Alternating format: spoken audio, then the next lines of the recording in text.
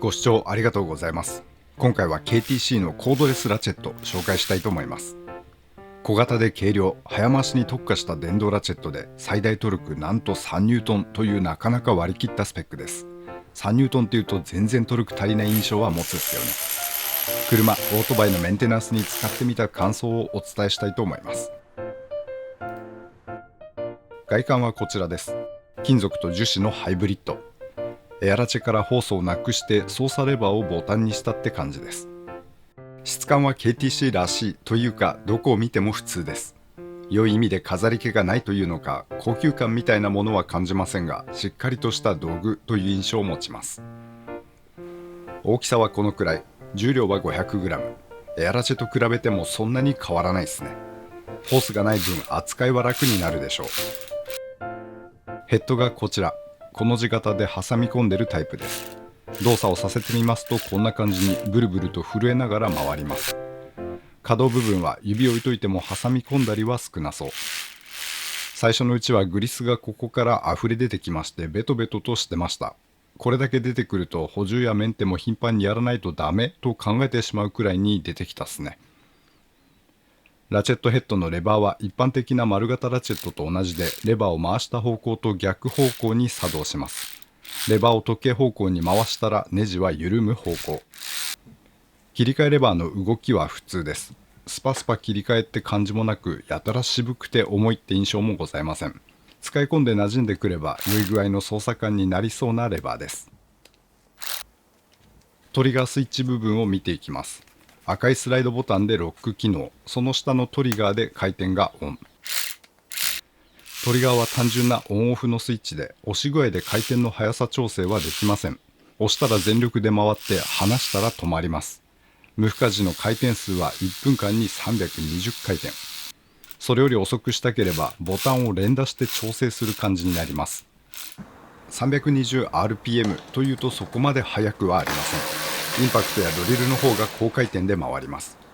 手持ちのドライバーで早回しするよりちょっと速いくらいでしょ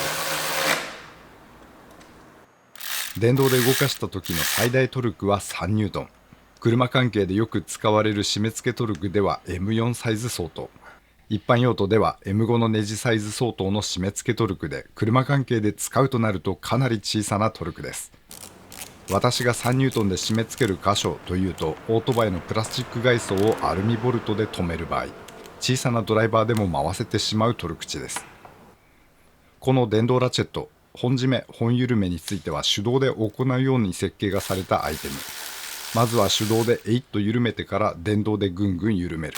電動でスルスルと締めてから手動でぐっと本締めするという使い方となります。作動音は静かではないです。インパクト系のカチャカチャというかベチベチというか機械的な音が連続で生じます。無負荷で回すだけなら電動インパクトの方が静か。夜中の住宅街で使うのはアウトくらいな音量ですね。バッテリーの残量はインジケーターでお知らせ。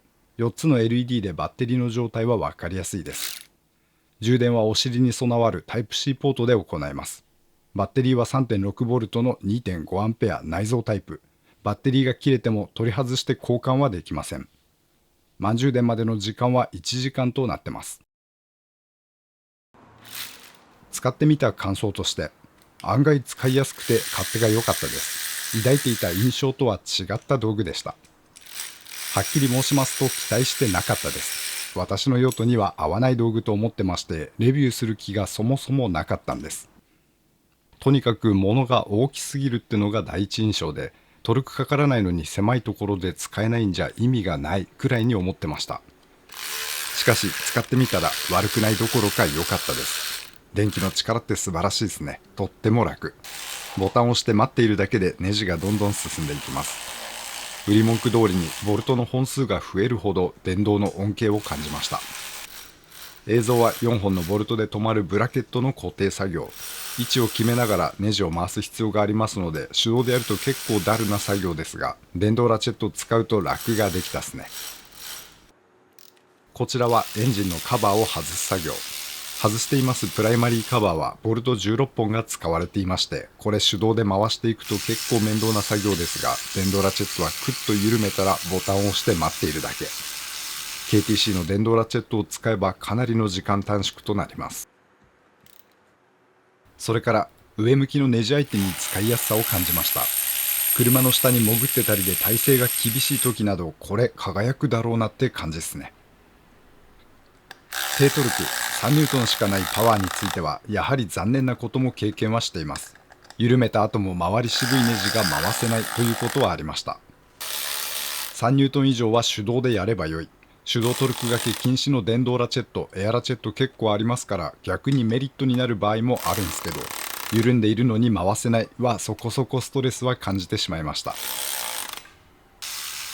一通り使ってみてなんですけど、これから継続しては使わない予定でいます。自分の環境では音、騒音問題が気になるというのが一番の理由で、軽さもそこまでメリットと感じず、使用感もたまになんですけどはっきりしないことがありまして、手動でトルクかけた時にふにゃるというのか、あれってなったことが何度かありました。そう感じた理由、原因については分からず、バッテリーが交換できないというのも理由の一つです。電池切れにすぐに対応ができませんし、帰ってきたら毎回バッグから本体まるっと取り出して充電するのが結構面倒に感じました。これなら電動インパクトや重くても高トルクいけて電池変えることができる電動ラチェットがより使いやすいって感じ。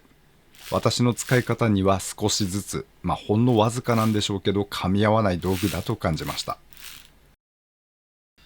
それからヘッドの形状から耐久性は気になりました。この字部分が開かないかは心配です。これの上位機種ってわけではないのでしょうが、これよりも高トルク出る同社のコードレスインパクトラチェットは H 形状のヘッドで高強度を売りとしていますので、これはなぜ採用されなかったのかとは感じます。手動の許容トルクは200ニュートンとのことですから大丈夫なのだとは思いますが、斜めに大トルクを入れないなど使い方には注意した方が良いかもしれません。